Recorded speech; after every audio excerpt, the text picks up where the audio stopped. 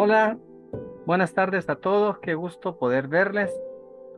Qué gusto el que estemos reunidos hoy nuevamente.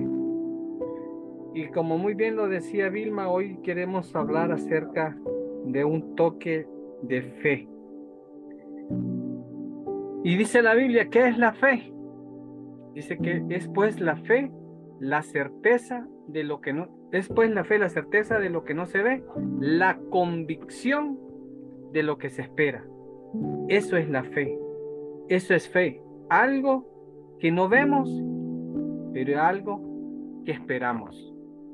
Hoy quiero compartir con ustedes este tema, pero antes de empezar, quiero pedirles que cierren sus ojos para que oremos al Señor.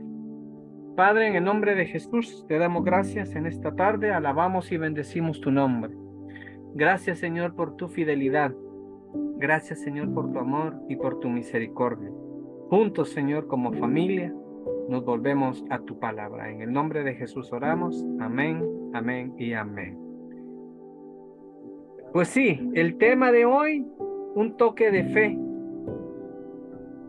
Quiero preguntarle a cada uno de ustedes, ¿cuánta fe tiene usted? ¿Cuánto necesita de fe? ¿Cuál es la medida ideal de fe?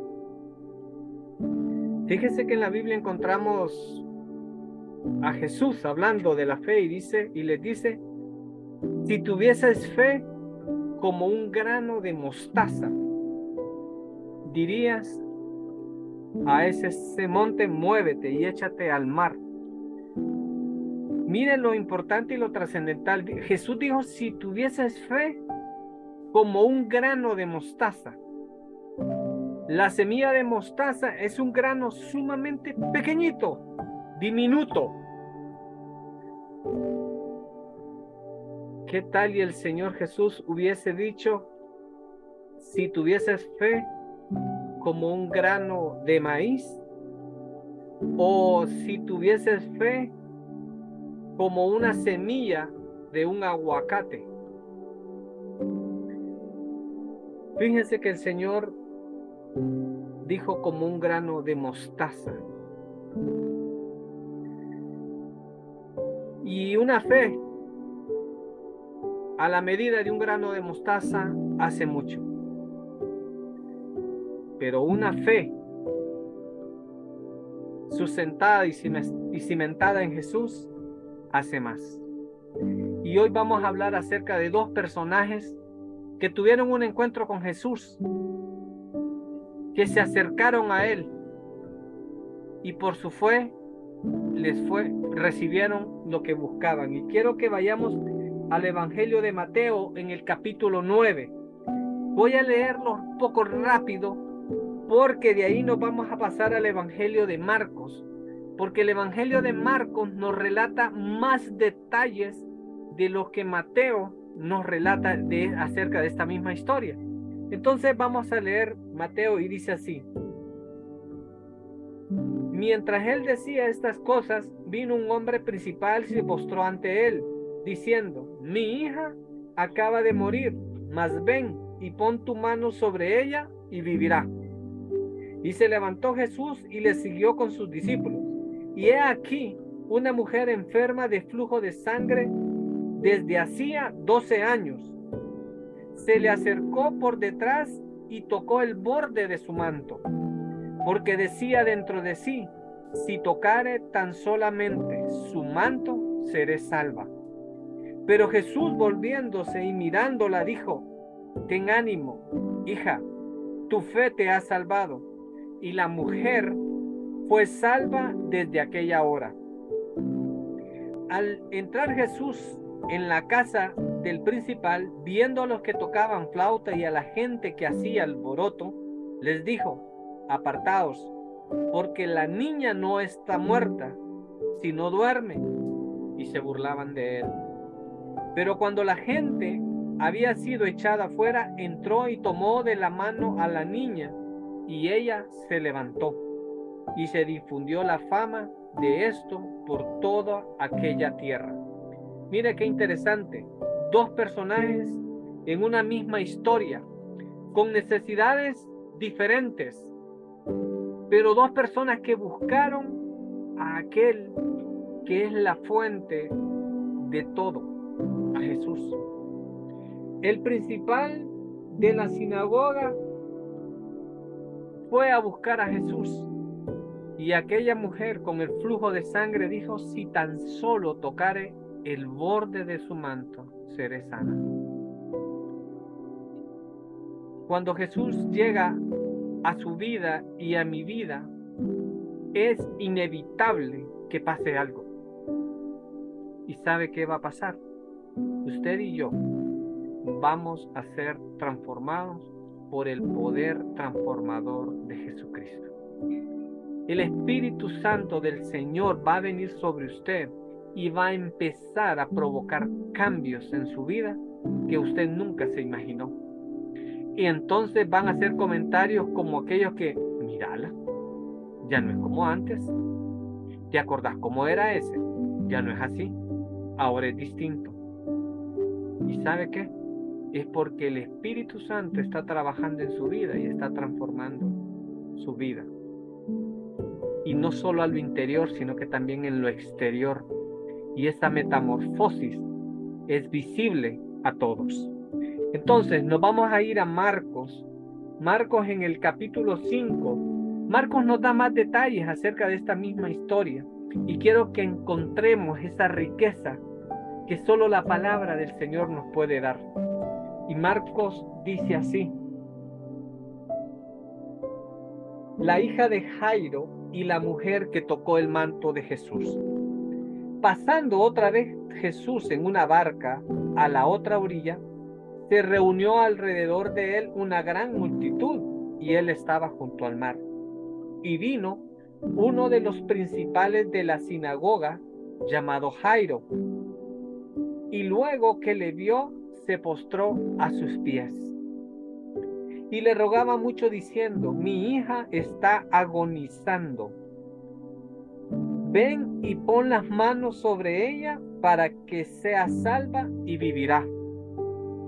Fue pues con él y le seguía una gran multitud y le apretaban. Vamos a detenernos aquí un poquito porque quiero que encontremos esa riqueza, como que les decía acerca de estos versos. Dice que vino un principal de la sinagoga y vino delante de él, y cuando estuvo frente a él, se postró a sus pies y le rogaba diciendo: mi hija está agonizando. Mateo ya nos relata que la hija ya estaba muerta, pero aquí Marcos nos relata que todavía no ha muerto, está en agonía, y él le dice: ven y pon las manos sobre ella para que sea salva y vivirá. Este hombre sabía quién era Jesús.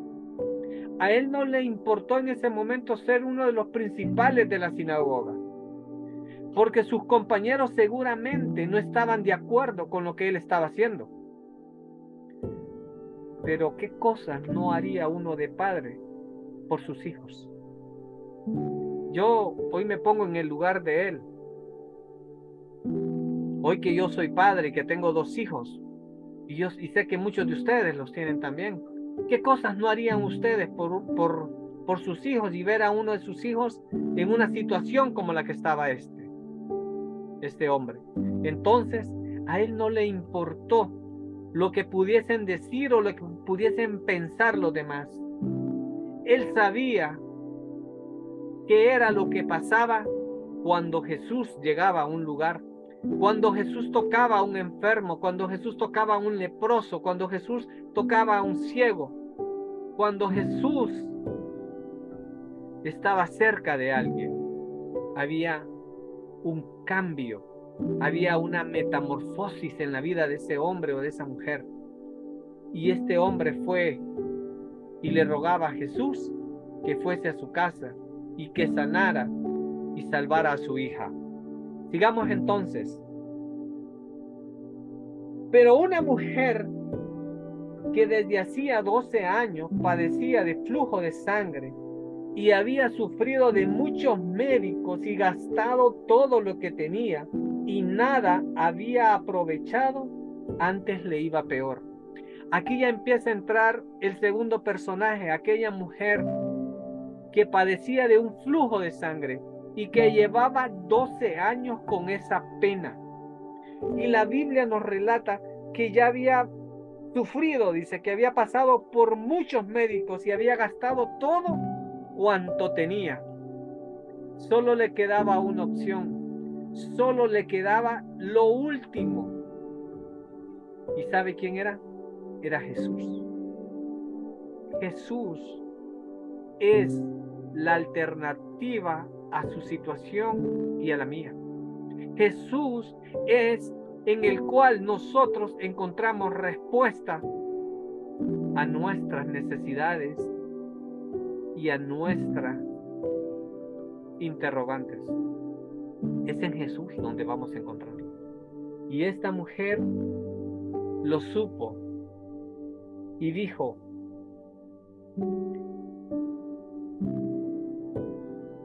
cuando ella, dice, escuchó hablar, vino por detrás de entre la multitud y tocó su manto, porque decía: si tocare tan solamente su manto, seré salva. Y enseguida la fuente, dice, de su sangre se secó, y sintió en el cuerpo que estaba sana de aquel azote.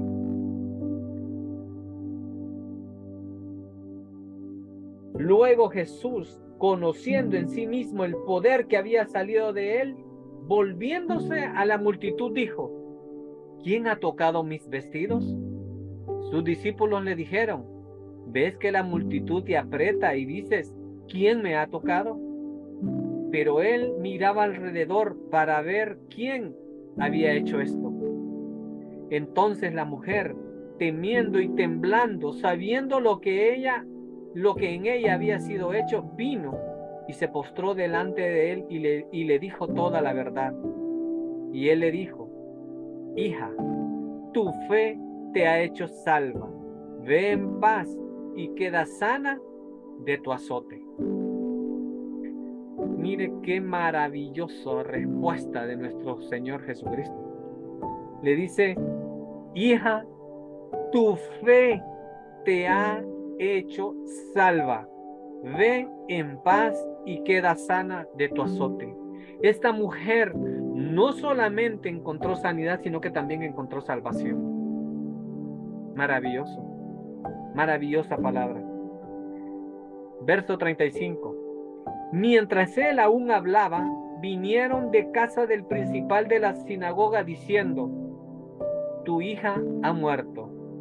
¿Para qué molestas más al maestro?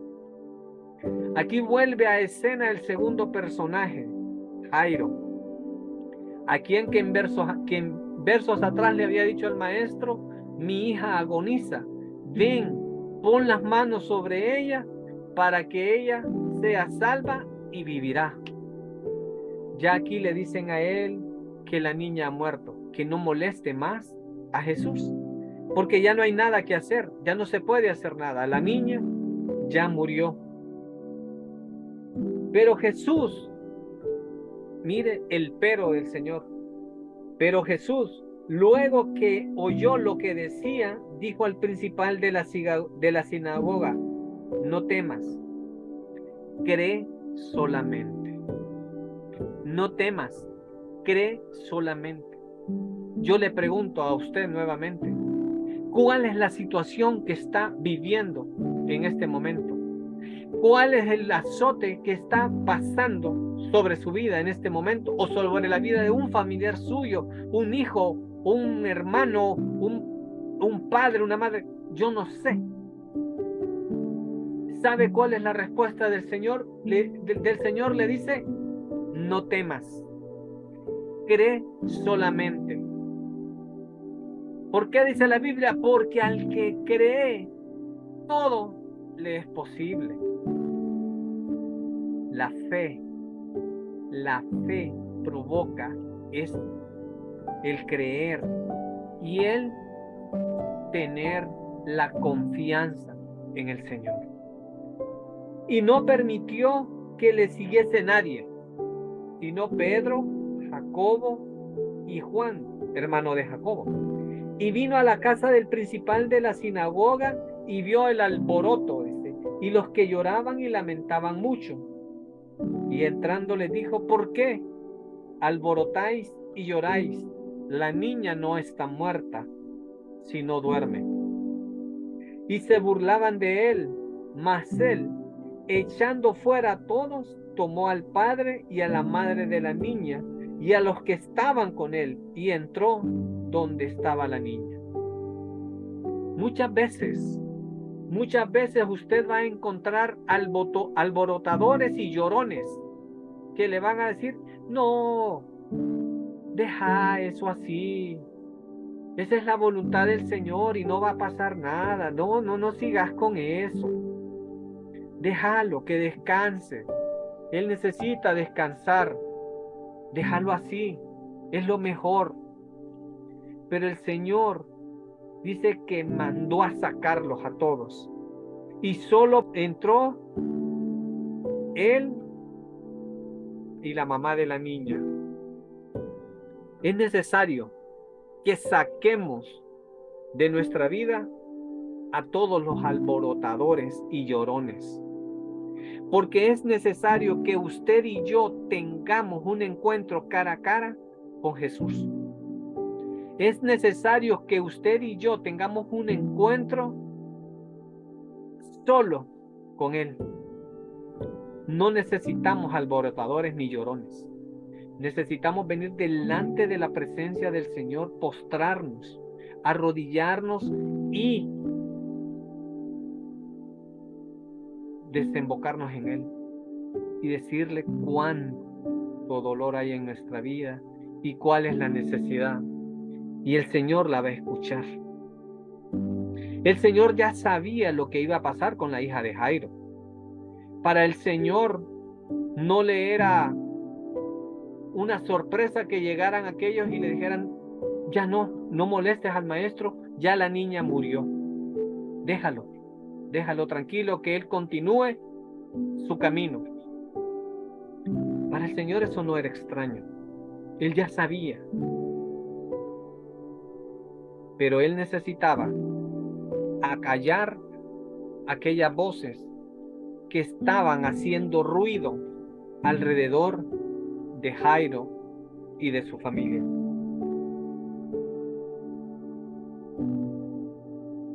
Y tomando, dice, verso 41, y tomando la mano de la niña le dijo: Talita Cumi, que traducido es: niña, a ti te digo, levántate.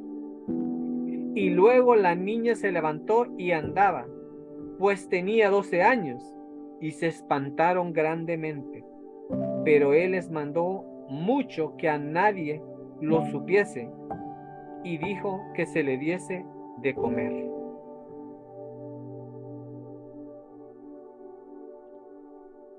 El Señor necesitó ver cara a cara a Jairo y a la mamá de la niña, y se los llevó aparte. Y ellos fueron testigos de ese milagro maravilloso. Dice que la niña se levantó y el Señor le dijo: denle de comer. Necesitamos estar a solas con el Señor. Aquella mujer con el flujo de sangre dijo: si tan solo tocare yo el borde de su manto. No dijo si tan solo tocare su mano, si tan solo le diese un abrazo. No, si tan solo tocare el borde de su manto. Necesitamos ser hombres y mujeres de fe. Necesitamos ser hombres y mujeres que le creen al Señor. Usted y yo somos llamados a ser hombres y mujeres de fe. En esta historia encontramos a dos: un hombre y una mujer que creyeron y tuvieron fe para poder recibir lo que ellos necesitaban. Usted y yo necesitamos tener ese encuentro con el Señor y vamos a recibir del Señor lo mejor de Él para usted y para mí. Necesitamos tener fe, necesitamos crecer, necesitamos creerle al Señor, necesitamos avanzar en Él. Usted y yo, solos con Él. Saque a todos los alborotadores y a los llorones. Aquella multitud de gente no le fue estorbo a aquella mujer para llegar hasta donde ella quería llegar. Y era tocar el borde del manto del Señor y recibir su milagro. Tenemos que deshacernos de muchas cosas que hay en nuestra vida y que no nos permiten acercarnos al Señor. Tenemos que quitarnos muchas cosas. Tenemos que despojarnos de tantísimas cosas que lo que hacen es sobrecargarnos y nos hacen cargar más peso del que nosotros podemos llevar. Y venir delante del Señor y depositarnos en las manos de Él. Que el Señor le bendiga, que el Señor le guarde.